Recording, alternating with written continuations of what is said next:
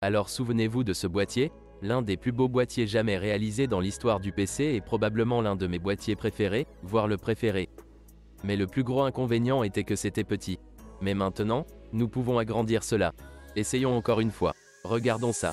Vous recherchez un moyen peu coûteux d'obtenir une licence pour votre Windows? Découvrez Ucase via les liens dans la description de la vidéo. Assurez-vous d'utiliser le code TN20 pour obtenir 25% de réduction. Utilisez votre mode de paiement préféré, notamment PayPal ou carte bancaire. Accédez à vos commandes et copiez la clé. Collez la licence dans les paramètres d'activation et vous avez terminé. Cette licence est pour Windows 10, mais vous pouvez la mettre à niveau vers Windows 11 gratuitement ou acheter la clé Windows 11 Pro à la place. Il propose également une licence Microsoft Office 19. Utilisez le même code TN20 pour obtenir 25% de réduction.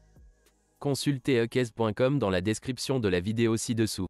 Alors, comme vous pouvez le voir, c'est devenu un peu plus gros. Nous avons donc le North XL sur le côté droit et le North sur le côté gauche. Et XL signifie exactement ce que cela signifie. C'est juste un peu plus gros. Mais je veux vous montrer ce que nous pouvons réellement intégrer maintenant dans le boîtier le plus récent, car dans l'ancien boîtier, le plus gros inconvénient était que vous ne pouviez pas y intégrer un certain refroidissement. Par exemple, seulement 360 mm à l'avant et en haut n'était que 280 et ce n'était pas vraiment idéal pour installer les radiateurs à l'avant parce qu'il fallait mélanger et assortir, vous savez, il y avait fondamentalement des problèmes là-dedans. Mais maintenant, ces problèmes sont résolus.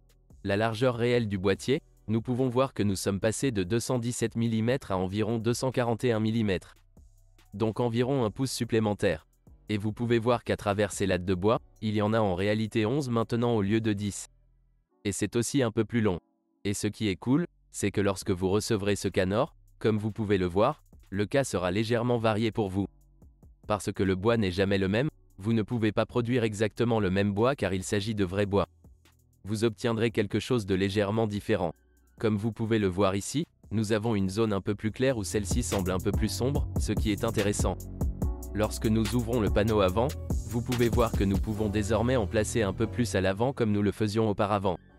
Auparavant, nous ne pouvions installer des ventilateurs de 120 mm à l'avant que si vous souhaitiez 3 ou 240 mm de ventilateurs. Donc 280 ou 360 en termes de longueur de radiateur. Mais désormais, le nouveau prend en charge les radiateurs jusqu'à 420 mm. Donc, si vous souhaitez utiliser le nouveau Arctic Liquid Freezer 3420 mm AIO Beast, le nouveau XL le prendra en charge. Comme vous pouvez le voir, il est livré avec des ventilateurs préinstallés de 340 mm à l'avant pour l'admission d'air. Comme vous pouvez le voir. Or, cela seul change énormément la donne dans cette affaire. Désormais, le North XL se décline en différentes versions. Vous pouvez avoir les versions noires ou blanches et les versions en verre trempé ou en maille. Ainsi, la version maillée signifierait que ce panneau latéral serait plutôt un maillage. Et, vous savez, nous avons construit le canal sur la version à maillage plus petit. Si vous voulez ça, les panneaux se détachent exactement de la même manière. Le panneau supérieur est donc le même qu'avant. Nous avons une petite lanière en cuir à l'arrière. Comme vous pouvez le voir maintenant, juste un peu plus grand. Maintenant, lorsque nous regardons l'intérieur du boîtier, nous constatons de grandes différences. Donc, auparavant, vous ne pouviez voir le support de la carte mère que ATX. Et nous n'avons qu'un seul espace de chromate de caoutchouc de ce côté. Alors que maintenant nous avons beaucoup plus d'espace. Vous pouvez y installer de très grandes cartes mères ATX car nous avons une distance supplémentaire. Que nous pouvons nous intégrer là-dedans. Nous pouvons maintenant retirer ce panneau latéral pour que vous puissiez voir un peu plus à l'intérieur. Comme vous pouvez le voir, ce sont les petits points d'écart où nous pouvons installer de très grandes cartes mères ATX. Par exemple, si vous possédez une des cartes mères Asus WRX80 ou une de ces cartes mères très larges, vous pouvez la mettre ici.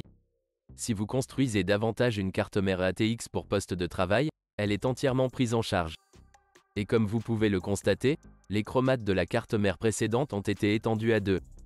Donc, si vous avez une carte mère ATX qui va jusqu'au bout, vous avez toujours un passe-fil supplémentaire à mettre, comme d'autres câbles et objets derrière. De plus, une autre chose que je peux voir modifier se trouve en haut. Le Nord précédent, comme vous pouvez le voir tout en haut, a des trous très limités pour faire passer les câbles depuis le trou. Vous pouvez voir que l'entête du processeur là-dedans, si vous avez vu l'une des versions, il n'y a qu'un tout petit trou là-dedans. Alors que maintenant, il y a en quelque sorte une prolongation. Le boîtier est donc devenu plus haut, ce qui signifie que nous avons ces œillets en caoutchouc et qu'il est bien préférable d'acheminer les câbles. J'ai donc ici un Arctic Liquid Freezer, de 420 mm, mais celui-ci est le plus ancien. Et pour le monter, il faut démonter les ventilateurs du radiateur.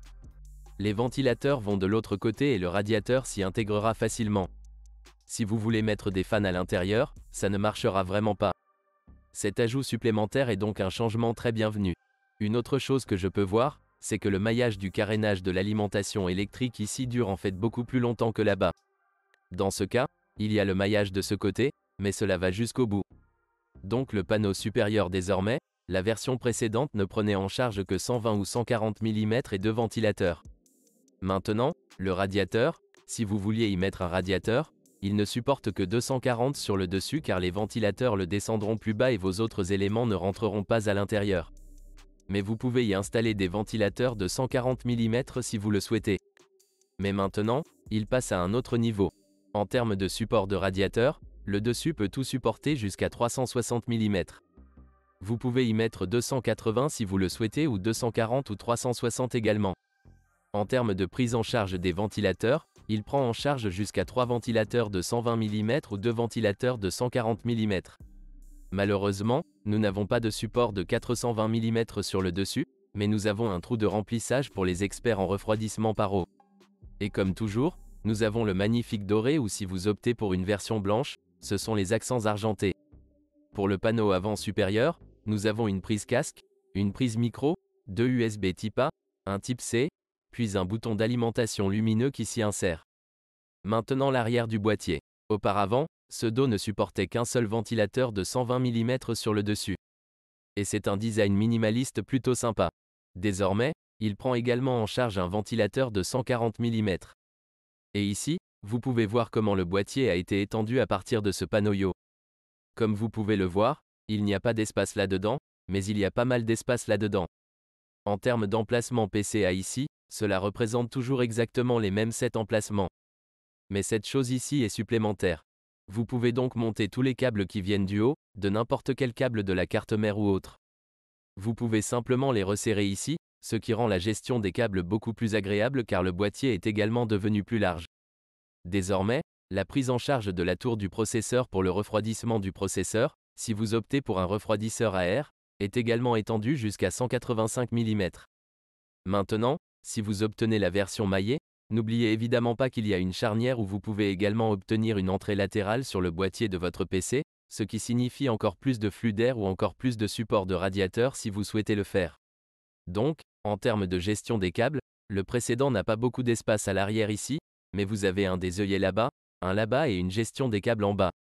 Mais comme vous pouvez le constater, il y a un peu plus de place ici, notamment parce que le boîtier est légèrement plus long. Vous savez, nous pouvons y avoir plus d'espace pour vos câbles d'alimentation. Vous pouvez y placer des disques durs de 3,5 pouces en bas. Certains 2,5 pouces peuvent y être montés. Et vous pouvez voir ces œillets en caoutchouc à l'arrière, ce qui fait une énorme différence. Comme vous pouvez le voir précédemment, vous ne pouviez utiliser que ce tout petit trou sur le dessus. Et c'était tout. Rien d'autre en haut, ce qui pose un petit problème. Alors que puis-je dire? Si vous recherchez un boîtier PC minimal et parfait qui ressemble à une partie de vos meubles, alors le Norce XL est en tête de ma liste. Si vous voulez le vérifier, je vais laisser le lien dans la description ci-dessous, ainsi que la version blanche ou la version précédente si la taille ne vous dérange pas. Mais si vous souhaitez installer un système de refroidissement ou un GPU, vous pouvez vraiment tout installer ici. Il prend en charge les GPU jusqu'à 413 mm. En gros, aucune restriction. Chaque GPU trouvera sa place ici. Faites-moi savoir ce que vous pensez dans la section commentaires ci-dessous. Mais si vous souhaitez construire vous-même la meilleure banque pour beaucoup, créer un PC et que vous ne savez pas quelle pièce utiliser pour mettre dans ce boîtier, par exemple, alors j'ai des guides de construction dans la description vidéo ci-dessous. Et si vous avez déjà choisi des pièces PC et que vous souhaitez mes commentaires, ou si vous souhaitez simplement poser des questions, vous pouvez nous contacter sur Minect. Le lien pour cela se trouve également dans la description ci-dessous. Merci les gars d'avoir regardé. Et je te verrai bientôt. Bye bye.